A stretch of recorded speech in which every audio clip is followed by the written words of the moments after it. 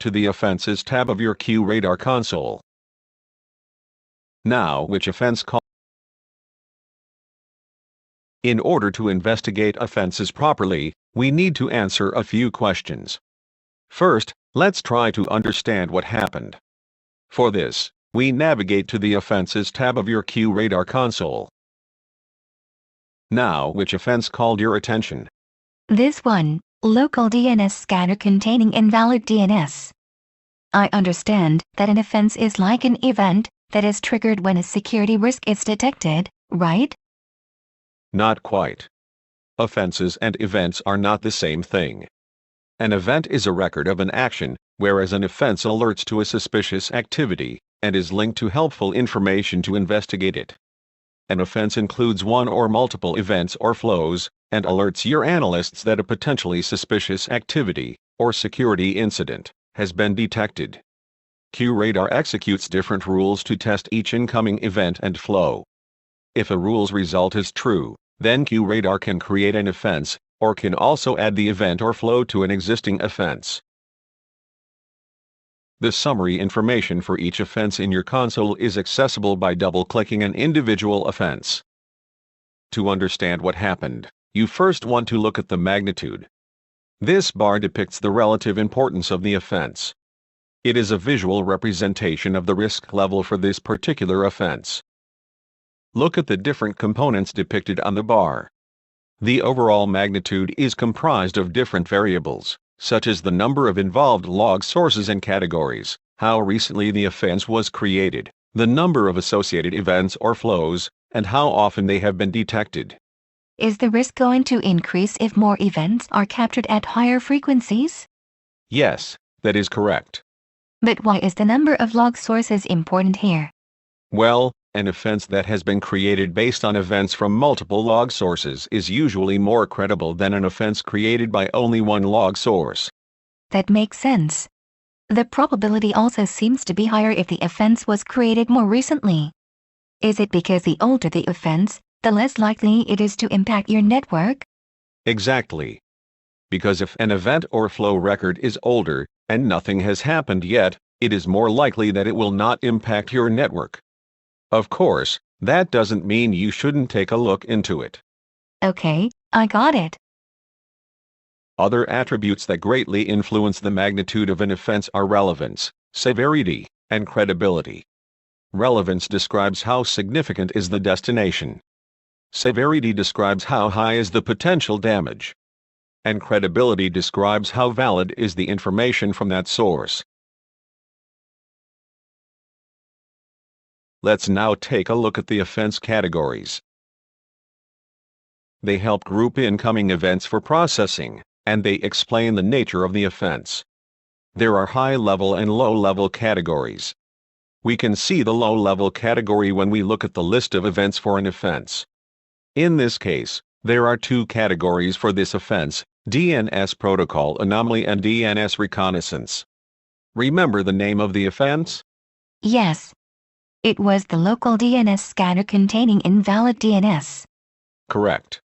Examining the category information helps us better understand the offense details. Let's take a quick look at the event in the DNS reconnaissance category. We can see that the only event generated in this category is called local DNS scanner, and that it was generated by the custom rule engine. What is that? It's one type of log source. But I'll explain it better in a minute, when we analyze who created the event. Likewise, let's look at the events in the DNS protocol anomaly category. We can see that the events are named invalid DNS and were detected by a checkpoint firewall. That is another log source, which I'll also explain later. Going back to the description, it is more clear why the offense is called local DNS scanner containing invalid DNS, isn't it? Yes. I can now understand that this offense was triggered by an event called local DNS scanner, and that it also contains several events named invalid DNS. Not quite, but close. In reality, this event was dispatched by the CRE as an annotation response, not to create an offense. The event was included as part of the offense, but the offense was created by the conjunction of events. Okay. I got it. Let's now take a look into the rules that contributed to the creation of this offense. There was only one rule in our example. By double-clicking it, we can view the details of the rule. This is the rule wizard, where a rule is configured. Here, you can see the different tests that will be evaluated by QRadar when flows and events are received. In this case, the rule is called local DNS scanner and it will trigger when all of these conditions are met. Here you determine the rule action. You mean what the rule will actually do whenever the test from the previous screen are met? Yes.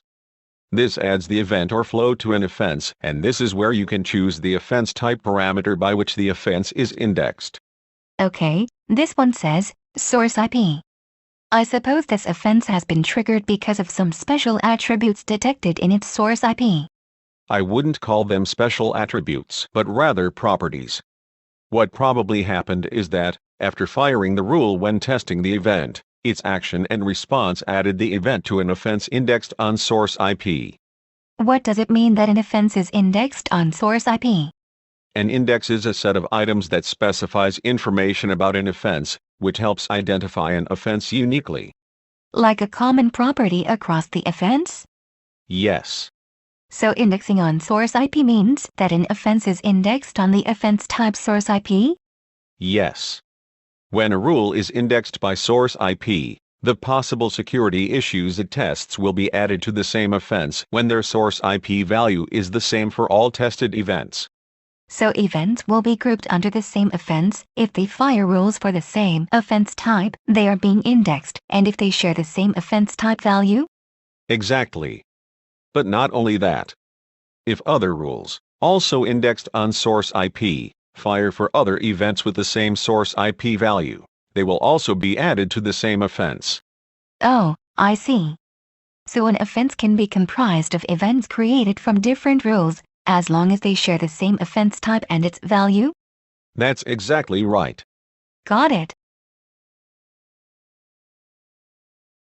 Available offense types by which an offense can be indexed include source and destination IP, source and destination port, username, event name, and many more.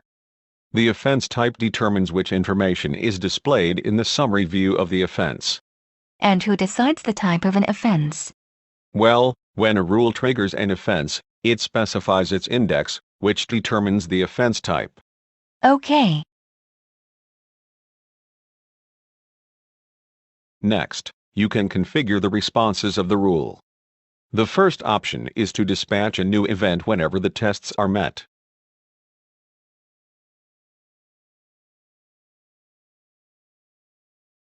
With this, you can determine the event name and description, and all of these event details, including the high-level category, as well as the low-level category. These are other types of responses you can add to the event. Finally, you can enable the rule to start testing against incoming flows and events. This is the rule summary, where you can read the details of the description, notes, actions, and responses configured in the rule. This is where I recommend you do the analysis of the rules, because when you are analyzing an offense, you are not supposed to change anything to the rules. Because we could affect the way the rule behaves? Yes, it could have a negative impact on existing offenses. We'll leave the task of creating or modifying rules for another occasion. All right. So let's make sure we hit the cancel button instead of the finish button, in case we make an unintended change to the rule. Now that we have a better idea